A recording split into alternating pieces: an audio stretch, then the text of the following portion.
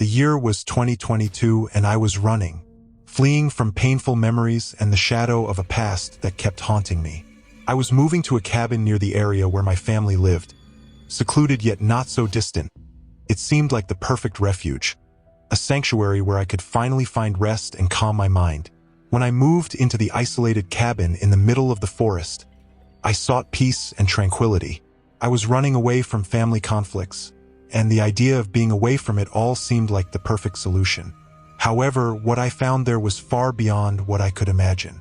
The solitude of that remote place soon turned into an oppressive feeling, as if something was watching every move I made, lurking in the shadows of the night. As I entered that cabin, I felt a shiver run down my spine. It wasn't just the loneliness of the place, but something more sinister, something that hung in the air like an invisible shadow. Ignoring my intuition, I attributed it to the emotional stress I was facing at that moment. The first few nights were relatively quiet.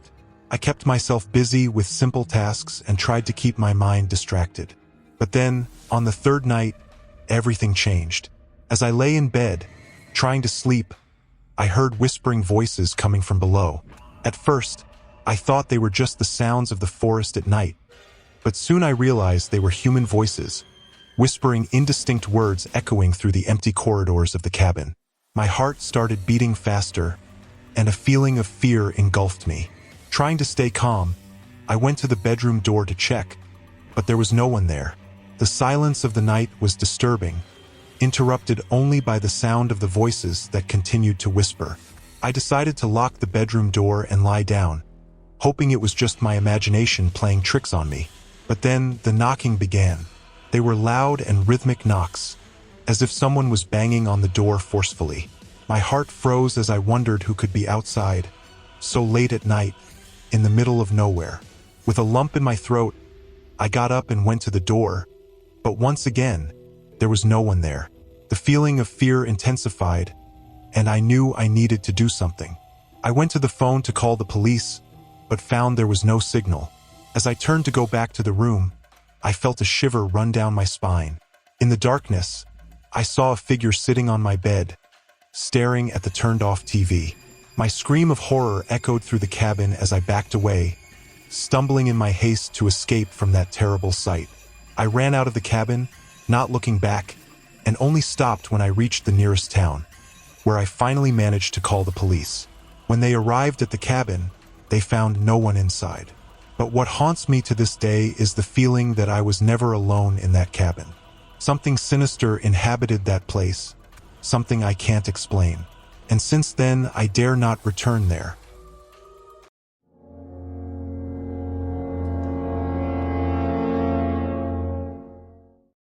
I was sitting on the couch in our living room, my wife beside me, as we watched a quiet movie on what seemed like an ordinary night. The atmosphere was serene, illuminated only by the soft glow of the TV. There was nothing to indicate that this night would be any different from any other. However, everything changed when we received the first phone call. The phone rang loudly, breaking the silence of the night. My wife picked up the phone, and a look of confusion and concern spread across her face as she listened to what our neighbor had to say on the other end of the line. Our neighbor seemed agitated, almost panicked, as he warned us about a stranger he saw standing in front of our house. He described the figure as cloaked in a hood, the face hidden in the darkness. Confused, we asked if he was sure he was seeing correctly, but he urgently insisted that it was true. Worried, we decided to take a look out the window, but we didn't see anyone outside. We thought maybe our neighbor was mistaken or just spooked by some shadows. We tried to return to the movie, but the feeling of unease persisted. Then the phone rang again. This time, it was the neighbor himself outside our house. He pleaded for us to call the police, as the stranger was outside again, this time closer. A wave of chills ran down my spine as I heard his trembling voice on the other end of the line. With my heart pounding, we rushed to the window once again, hoping to see some explanation for all this confusion. But once again, there was no one outside, just the darkness and silence of the night. Fear began to settle in as we tried to understand what was happening. How could someone be playing with us like this? Who was this stranger and why were they frightening us?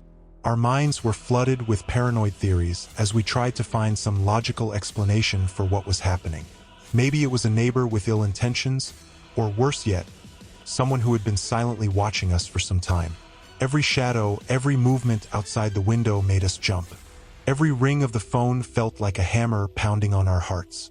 Terror had taken hold of our home, turning it from a refuge into a nightmare. When the sun finally began to rise on the horizon, we felt a momentary relief. The daylight brought with it a sense of safety, as if the evil that haunted us during the night had retreated back into the shadows from whence it came. However, even in the daylight, unanswered questions still echoed in our minds. What happened that night remained a mystery, an open wound in our peaceful lives. We decided to report the incident to the police, but without concrete evidence, there wasn't much they could do. They assured us they would patrol the area more frequently, but that didn't bring us much comfort. As the days passed, we tried to resume our normal routine, but the shadow of that night never truly left us. Whenever we heard a strange noise or saw a shadow at the window, our hearts would race and fear would envelop us once again. To this day, we never discovered the truth behind those disturbing events. And as we try to move on, the sense of vulnerability and paranoia persists, haunting every dark corner of our lives.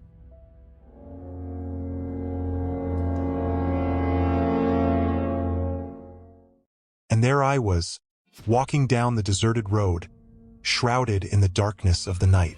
It was one of those typical Tuesdays in 2017, and my car decided it was the perfect time for a visit to the mechanic. With that, I was left with a long 3-mile walk home, a journey that never seemed so long and lonely. The cold night air cut through my skin, and the silence was deafening. But then, something broke the monotony. There, on the horizon, a sinister vision seemed to be following me. My heart began to race as I tried to ignore the chilling shiver that ran down my spine. It didn't take long to realize that it wasn't just my imagination running wild in the darkness. The van kept pace with me, as if it were waiting for something. A sense of panic began to creep in, and it was at that moment that I made the instinctive decision to veer off the main path and hide in the nearby forest. Heart pounding uncontrollably, I entered the dense vegetation, sneaking between the trees like a frightened animal. But even in the relative safety of the forest shadows, I couldn't escape the echo of disturbing voices echoing around me. In the midst of paralyzing fear, I heard a grim conversation between a man and 3 girls, their words laden with indescribable malice. My stomach churned with terror, and I huddled even deeper into the shadows, fearing discovery at any moment. Then, just when I thought it couldn't get any worse, I came upon a sight that chilled me to the bone. There, on the forest floor, lay the mutilated body of a person, their macabre presence emanating palpable terror. The air grew even heavier, as if the very atmosphere was aware of the unfolding tragedy. My eyes remained fixed on the mutilated body, and my brain struggled to process the horror before me. The man and the 3 girls continued their conversation, their voices whispering dark secrets. They seemed indifferent to the presence of the corpse, as if it were just another detail in their sinister narrative. I was paralyzed, unable to decide what to do. Fleeing seemed impossible. The van was still out there, waiting, but remaining hidden in the forest was also not a viable option. I needed help, but any movement could betray me. It was then that I heard a sound coming from the darkness behind me. A branch breaking, footsteps approaching. My heart raced as I turned, expecting to see the face of my savior. But instead, I was met with the empty, hungry eyes of another figure emerging from the shadows. It was a woman with wild hair and torn clothes. Her eyes were fixed on me, and I could see the fear and determination in her gaze.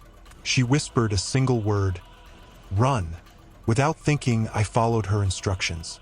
I ran through the forest, branches scratching my face, the sound of the woman's footsteps echoing behind me. I didn't look back, not wanting to see what she was facing. Finally, I emerged from the forest and found myself on a road. Cars passed by, lights shining on the horizon. I was safe. I glanced back, but the woman was gone. I never knew what happened to her, or to the man and the girls in the forest. Soon after alerting the police, I moved away and never went near that place again.